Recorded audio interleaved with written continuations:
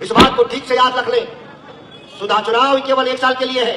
कौन जीतेगा कौन हारेगा मैं नहीं जानता, लेकिन सुधाकर सिंह यहाँ 5 साल रहेंगे, मुझसे टकराना होगा, इस बात को याद रखना है। और विधायक सांसद के सामने होता कुछ नहीं, इस भी बात को याद रखें। बन जाने के बाद भी ऐसे लोगों का घुटनों पे लाना मुझे अच्छी तरह से मालूम है, ऐसे गुंडों को सीधा करना। और पिछली बार वाली गलती नहीं करेंगे, 20 वाली गलती नहीं करेंगे। पिछली बार 20 में 3 जगह ही लाठी से पिटाए थे लोग। इस बार चुनाव में गुंडागर्दी करेंगे तो 300 बूथ पर पिटाएंगे लाठी से, याद रखना है। पिछली बार 20 में 3 जगह ही लाठी से पिटाए थे लोग। इस बार चुनाव में गुंडागर्दी करेंगे तो 300 बूथ पर पिटाएंगे लाठी से, याद रखना है। अब ये लालू यादव का गुंडा राज नहीं है, अब भाजपा और नीतीश की सरकार है।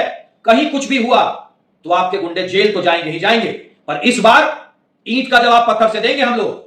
आपके गुंडे जेल जाएंगे पर अपने पैरों पे चल के नहीं जाएंगे। शांत किशोर को नहीं जानते हैं, ऐसे ऐसे सैकड़ों अपराधियों को उल्टा करके टांग देंगे, उनको पता भी नहीं चलेगा। तेजस्वी यादव के ऐलान से राजनीतिक हलकों में हड़कंप मच गया है और तेजस्वी यादव ने लालू सेना तैयार करने का ऐलान कर दिया है। वहीं उनकी ही पार्टी के सांसद और बिहार प्रदेश अध्यक्ष जगदानंद सिंह के बेटे और बक्सर से नवनिर्वाचित सांसद सुधाकर सिंह ने बीजेपी नेताओं एवं कार्यकर्ताओं को भरे मन से खुलेआम धमकी दे दी है और कह दिया है कि पहले ये 3 विधानसभा बूथों पर पीटे गए थे, अब की बार 300 बूथों पर बीजेपी कार्यकर्ता और नेताओं को कूट देंगे, यानी कि उसे मारने का ऐलान कर दिया है। वहीं प्रशांत किशोर ने भी एक बड़ा बयान दे दिया है और उन्होंने साफ तौर पर कह दिया है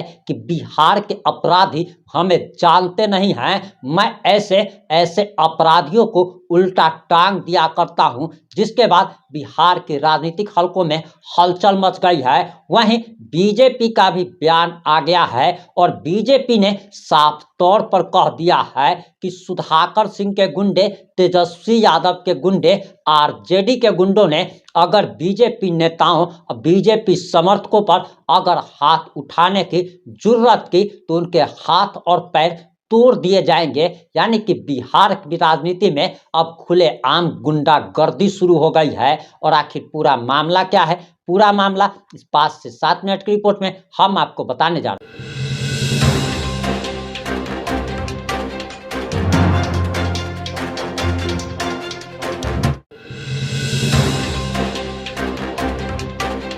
नमस्कार, मैं प्रिंस कुमार सिंह और आप देख रहे हैं पॉजिटिव इंडिया। इस वक्त की सबसे बड़ी खबर, तेजस्वी यादव के सांसद सुधाकर सिंह ने बीजेपी नेताओं को खुले तौर पर धमकी दे डाली है और कह दिया है कि इस बार उपचुनाव में 300 विधानसभा बूथों पर बीजेपी के नेता, कार्यकर्ता एवं समर्थक पीटे जाएंगे और लाठी डंडों से उनकी पिटाई की जाएगी। इसके बाद बीजेपी का भी बयान सामने आ गया है और बीजेपी नेता ने साफ तौर पर कह दिया है कि आएंगे तो गाड़ी से, लेकिन जाएंगे स्ट्रेचर पर, यानी कि इनके हाथ और पैर तोड़ दिए जाएंगे। वहीं प्रशांत किशोर का भी बयान सामने आया है। आप सबसे पहले सुधाकर सिंह का, तेजस्वी यादव की पार्टी के बक्सर से नवनिर्वाचित सांसद सुधाकर सिंह का ये बयान सुनिए, उसके बाद हम आपको बीजेपी नेता का बयान सुनेंगे। करते हैं लोग,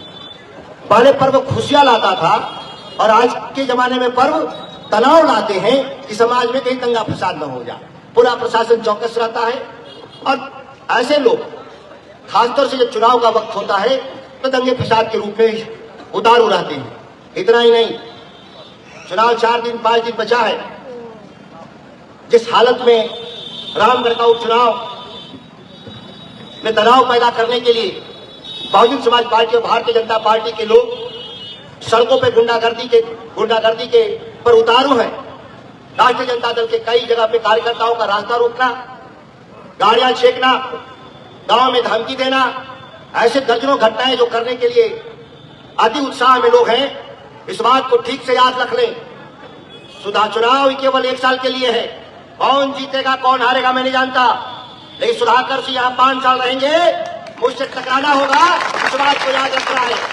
और विधायक सांसद के सामने होता कुछ नहीं, इस भी बात को याद रखें, बन जाने के बाद भी ऐसे लोगों का घुटनों पे लाना मुझे अच्छी तरह से मालूम है। ऐसे गुंडों को सीधा करना, और पिछली बार वाली गलती नहीं करेंगे। 20 वाली गलती नहीं करेंगे। पिछली बार 20 में 3 जगह ही लाठी से पिटाए थे लोग। इस बार चुनाव में गुंडागर्दी करेंगे तो 300 बूथ पर पिटाएंगे लाठी से, याद रखना है। जो समझ रहे हैं कि धमकी देकर के डरा देंगे राष्ट्रीय जनता दल के कार्यकर्ताओं को, मतदाताओं को, ऐसे लोग बहुत भ्रम में और मुगालते में हैं। और कभी कभी कहते भी हैं कि सब गांव देहात में जब वोट मांगने जाते हैं तो क्या कहते हैं, साहब काम तो सब ठीक है करते हैं, थोड़ा गर्म मिजाज के। तो गर्म मिजाज कब होता है? जब हमारे लोग को धमकी दिया जाएगा और हाथ छोड़ा जाएगा तो जरूर कभी कभी मेरा भी गर्म हो जाता है।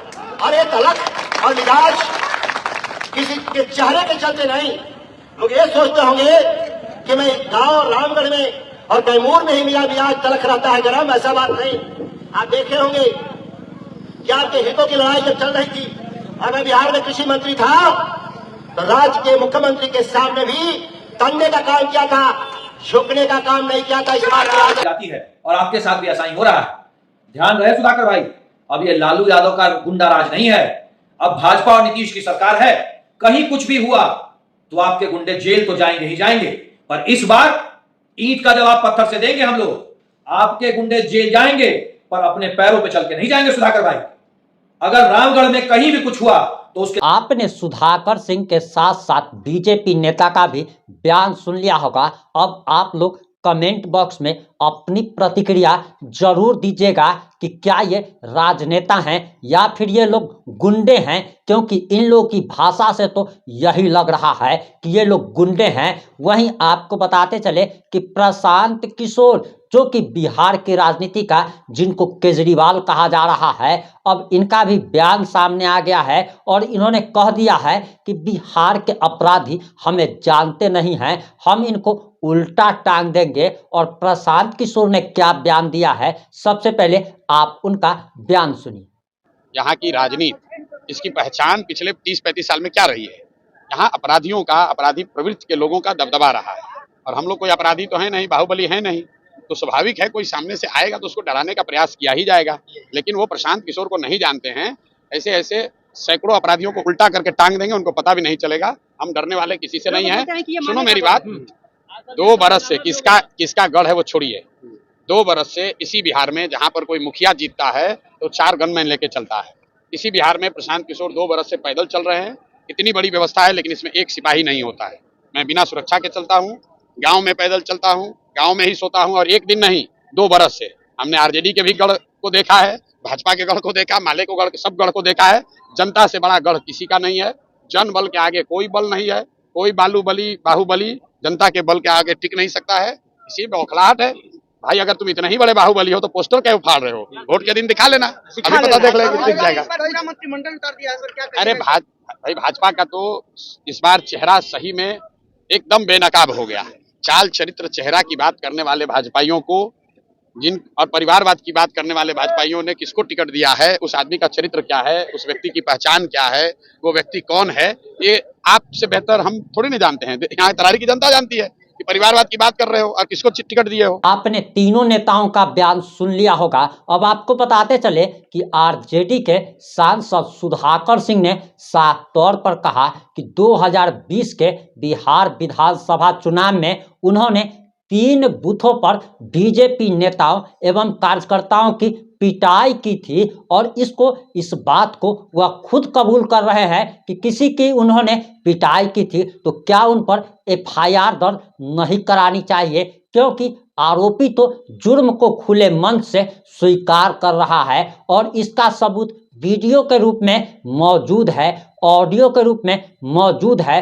तो क्या सुधाकर सिंह पर कार्रवाई नहीं होनी चाहिए? और सुधाकर सिंह इतना पर ही नहीं रुकते हैं बल्कि कहते हैं कि हमसे बहुत बड़ी गलती हो गई कि हमने मात्र 3 बूथों पर ही इनकी पिटाई की, जबकि अब की बार तो हम इनको 300 बूथों पर इनकी पिटाई करेंगे। इसके साथ ही साथ ये खुले तौर पर धमकी देते हैं और कहते हैं कि मैं यहाँ का सांसद हूँ और विधायक कोई बनेगा तो मात्र 1 साल के लिए बनेगा। दरअसल वह यह इस परिप्रेक्ष्य में कह रहे थे क्योंकि साल 2025 में बिहार विधानसभा का वर्तमान काल पूरा हो रहा है और साल 2025 में चुनाव होना है, लेकिन 4 लोगों के सांसदी का चुनाव लड़ने के बाद 4 विधानसभा सीटों पर उपचुनाव हो रहा है, जिसका कार्यकाल मात्र लगभग 1 साल ही रहेगा। इसे लेकर धमकी देना ये कहाँ तक उचित है? और आपने प्रशांत किशोर की भी बात सुन ली, आपने बीजेपी नेताओं का भी बयान सुन लिया। वहीं आपको बताते चले कि लालू प्रसाद यादव के बेटे तेजस्वी यादव ने रणवीर सेना की तर्ज पर लालू सेना बनाने का ऐलान कर दिया है। आपको बताते चले कि यहाँ पर बहुत सारे सेना है, चाहे वो करनी सेना हो या फिर इस प्रकार का भीम सेना हो, इस प्रकार का बहुत प्रकार के सेना है, लेकिन आज तक एक ही सेना ने धरातल पर काम किया है और उसने काम करके दिखाया, जिसका नाम रणवीर सेना था। बाद बाकी जितना भी सेना बना वो आज तक कोई भी वैसा लकीर नहीं खींच पाया जो काम रणवीर सेना ने कर दिया। और रणवीर सेना अपने दम पर लड़ती थी, जबकि ये सारे जो कुछ है ये इनको आप टीन ही हीरो का खिताब दे सकते हैं। इस पर आपकी क्या प्रतिक्रिया है? अपनी प्रतिक्रिया जरूर दीजिएगा। जुड़े रहे हमारे साथ। जय हिंद, जय भारत।